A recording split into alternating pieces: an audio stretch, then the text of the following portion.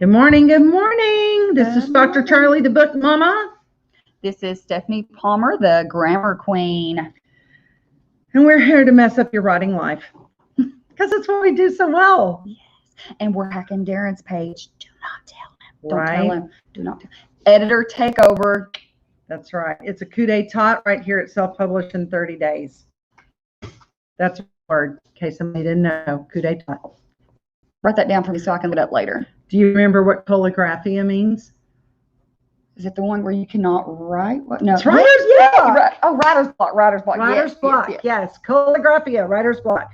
Okay. So some more interesting trivia. Last week we shared some trivia, and Vlad. Sorry. I have notes. I have notes because editors always have notes. Right. Okay. So, do you have a favorite hat? Do I? No, I am not a hat person. It kind of messes up the hair, and I just don't do it.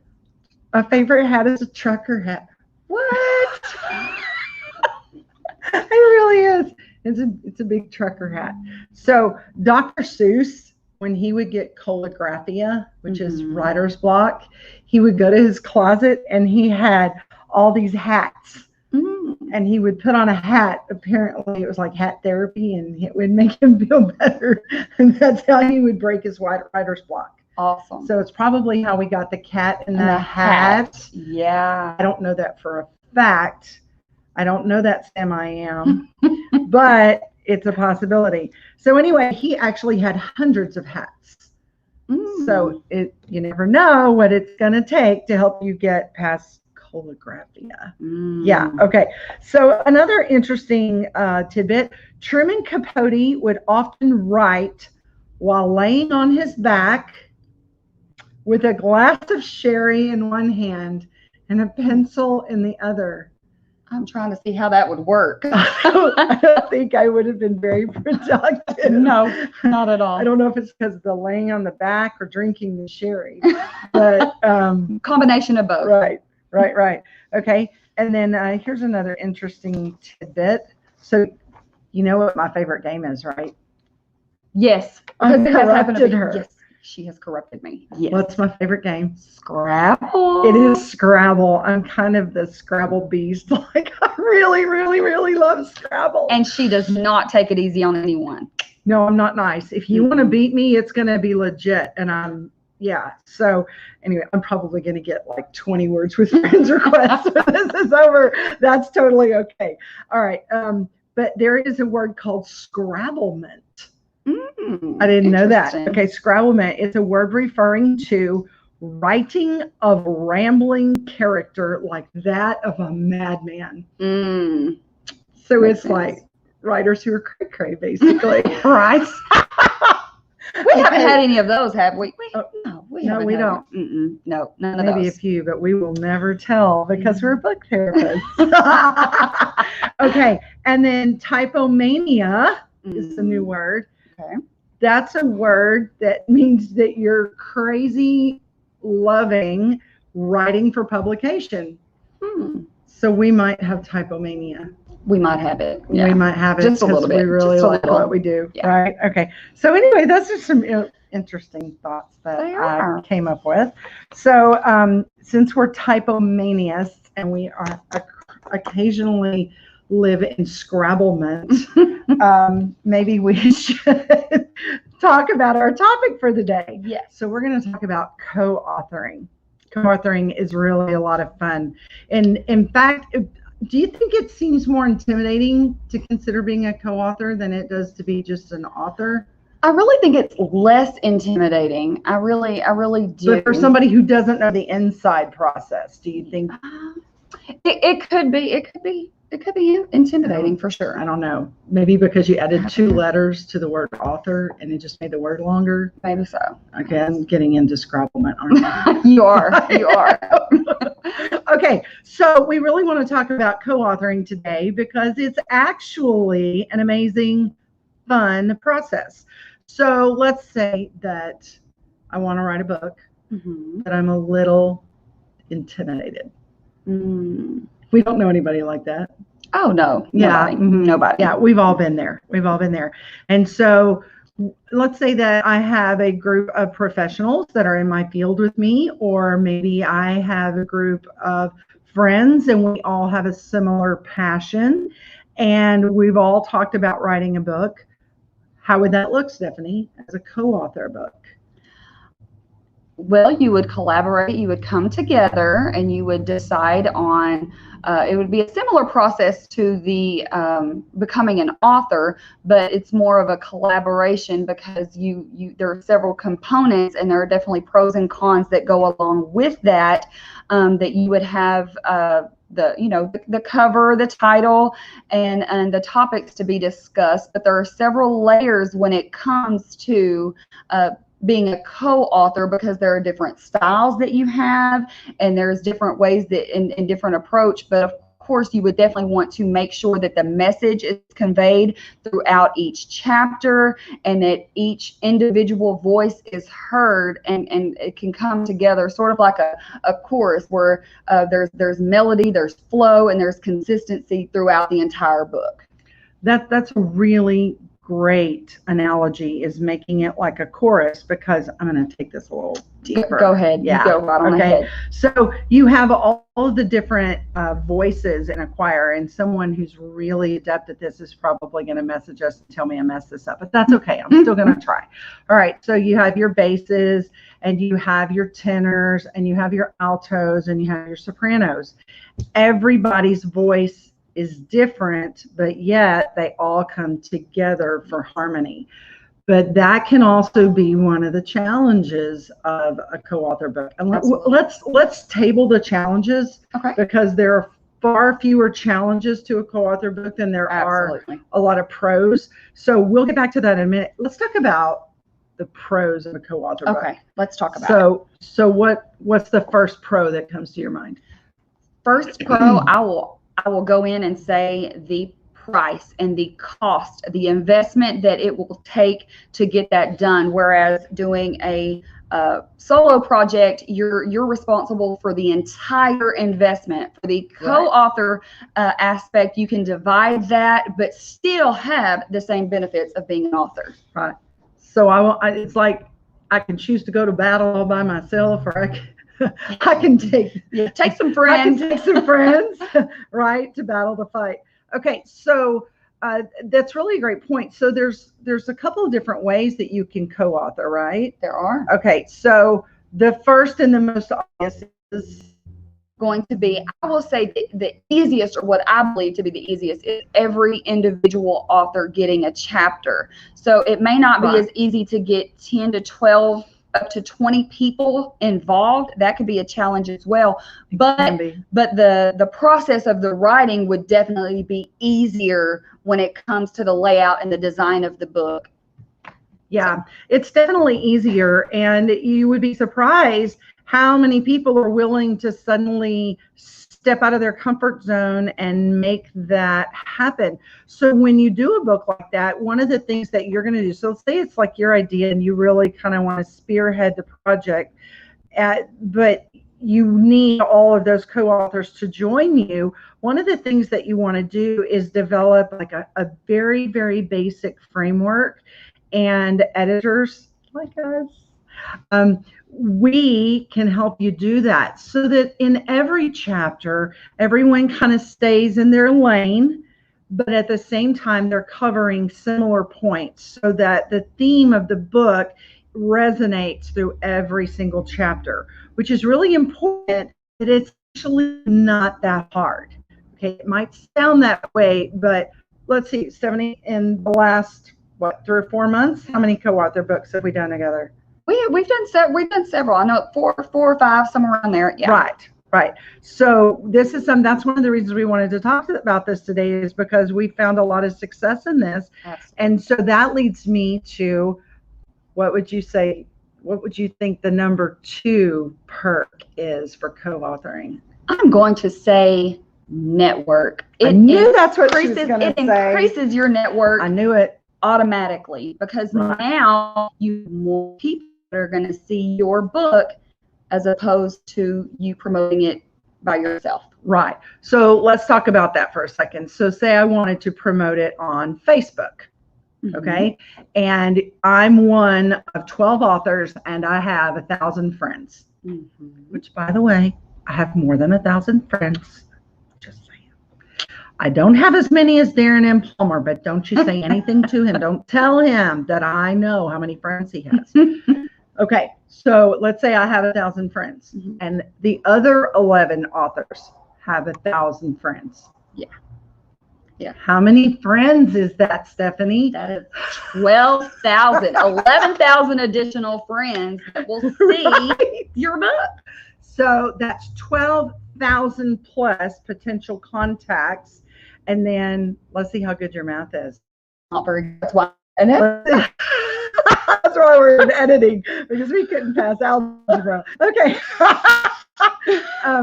That's okay. If you've ever failed a math class, I'm just going to put it out there. I failed algebra in college twice, finally passed it the third time. They still call me doctor.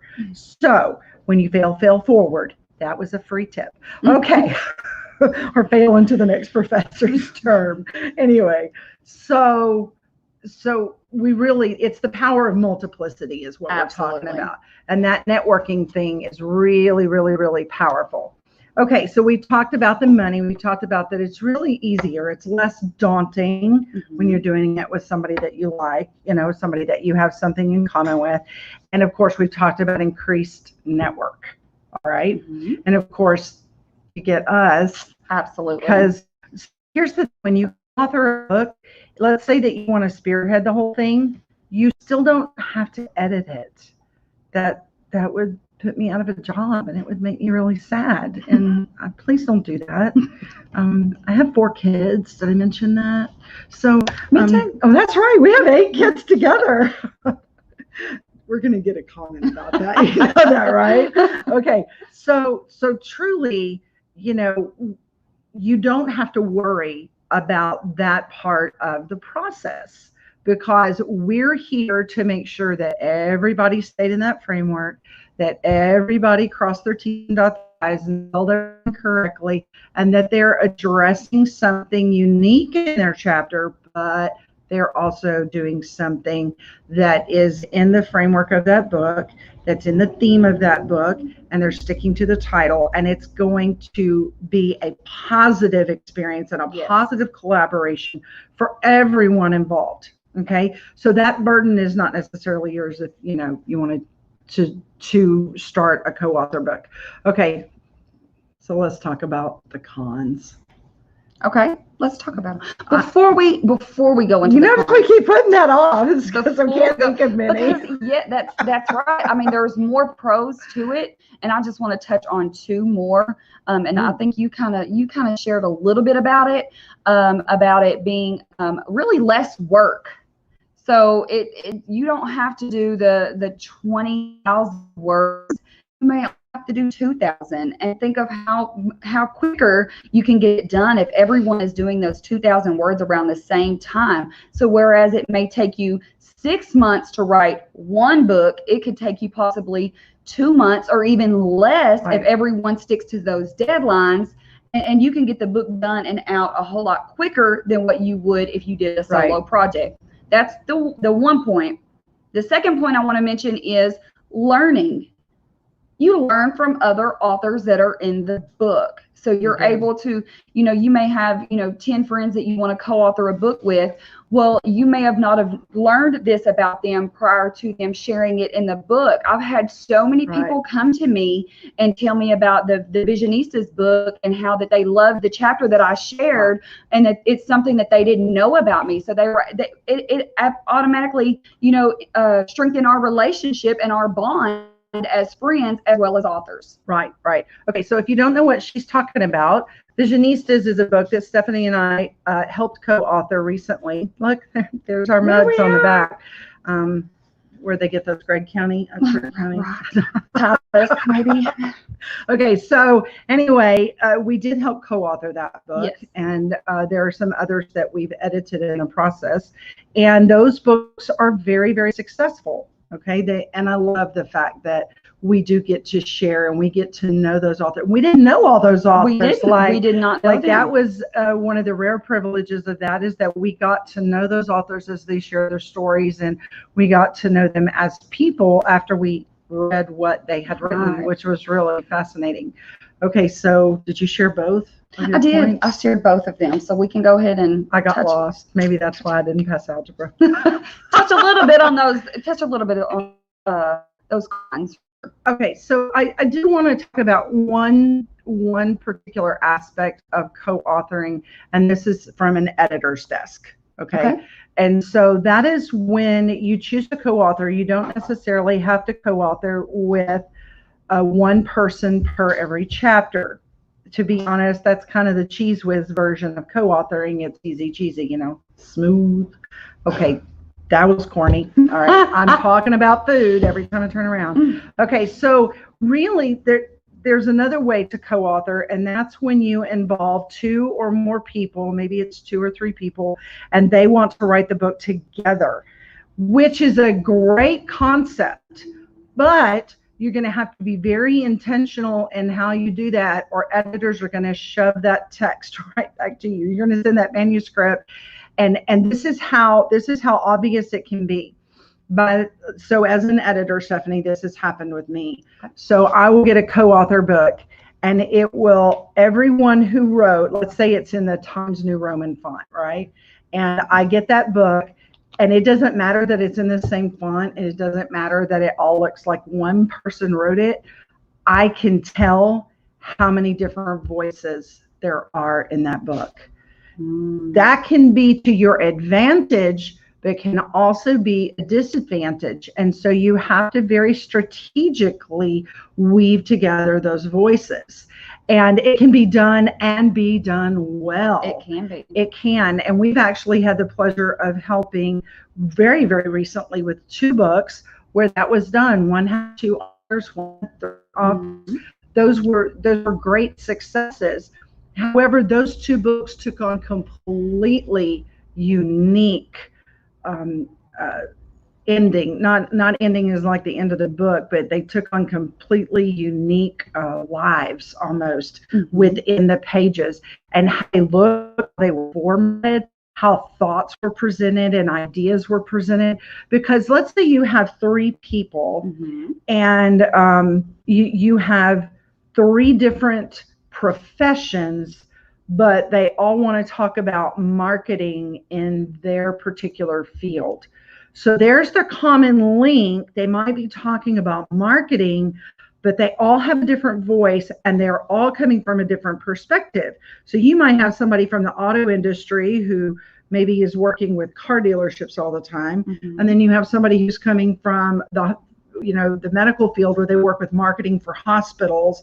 And then you have somebody who's working in marketing for, give me a field, engineering. There you go. Okay, and it could be a civil engineering firm that they work with, but they work on the marketing end of that. Those are 3 extremely different fields, but the common thing is marketing, and they really want to talk about marketing so that they can boost themselves as professionals and share their thoughts and ideas. That's a great concept. But we begin to try to weave those things together. It's not impossible. It's not impossible at all. But you do need to learn to lean strongly on an editor. And it's easier on the front end if you will lean on the editor to help you maybe devise that framework that I've been talking about, and the structure of that book internally. That way it's easier through the whole process. Because if you do it by yourself and you don't lean on an editor or somebody who has experience with that, they're going to send it back. And you remember your English teacher in high school when she would grade in red? Yes. I remember that. It looked like maybe she accidentally cut her finger. Right. Lots of bleed. Right, yes. Right. So that's what it's like. And so to me, that's one of the cons, but it can really be turned into a pro. Absolutely. What would a con for you be?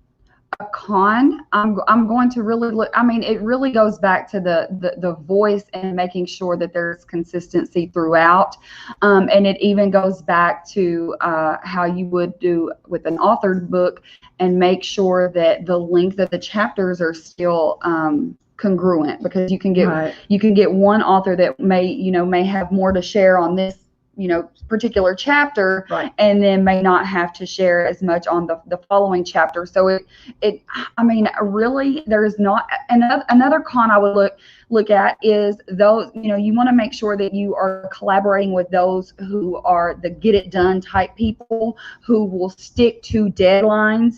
You can't have, you don't wait on people to have the books being finished and they're not meeting their deadline. So I would definitely have those that are passionate about getting the project done as well. Would be another con, I guess you could say. So while she was talking, I had a thought. I want to expound on something you said, because Stephanie has talked several times about voice, how important the voice is.